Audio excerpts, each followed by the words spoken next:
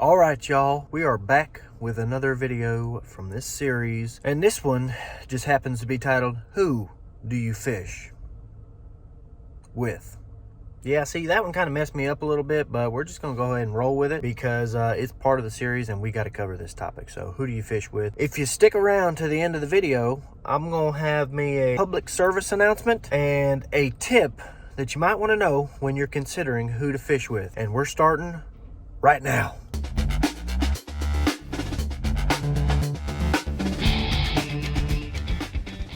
Hey you, this is me, A.D. Ross with Novi Outdoors, where we provide tips, tactics, and techniques for beginners who seek to make waves, blaze new trails, and become more efficient in the great outdoors. So, the topic of discussion today is who do you fish with?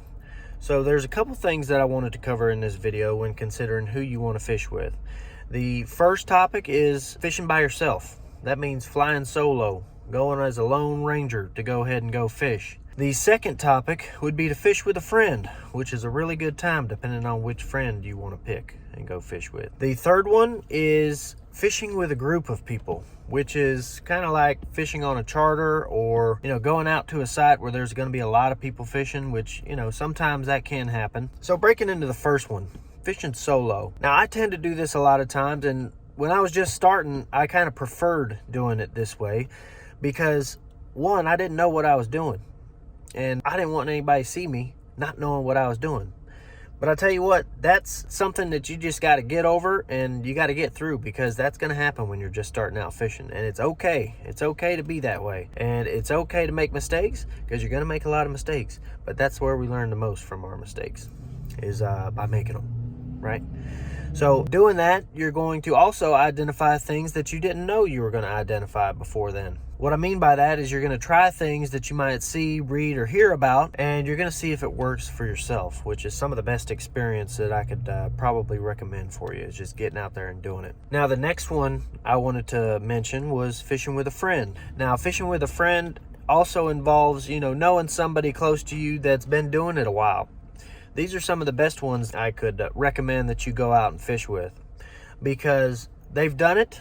They are knowing what they're doing as far as selecting baits and tackle, determining where it is you're fishing, what it is you're fishing for, and how to catch fish, which is great to know when you're just getting started. So having that friend there that's done it before, that's been active in fishing for a while, or at least longer than you, can provide some tips for you, and it'll really help you in your learning process of how you want to get started fishing. And the last one I wanted to include was going out and fishing with a group. Say, for instance, like a charter. Now, a charter is when you get on a private boat, a private vessel, and you have a guide take you out to different spots and locations and fish for different things. Now, there's going to be a guide pretty close by wherever there's body of water. You just got to hit that Googler up and look for fishing charters near me, and you'll be interested to seeing what you find. But those fishing charters are available to take you out and almost ensure you catch a fish, because if you're out on the water putting in the time and effort to catch fish, you want to catch a fish. Not only that, these guys are going to have the rod and reel setups that are appropriate for whatever fish it is you're targeting, and you can learn a lot from what they're doing with that. Not only that, but their bait selection, where they go to find these fish. These are tips that you can pick up and utilize to your advantage if you ever want to revisit fishing in that particular style and or area.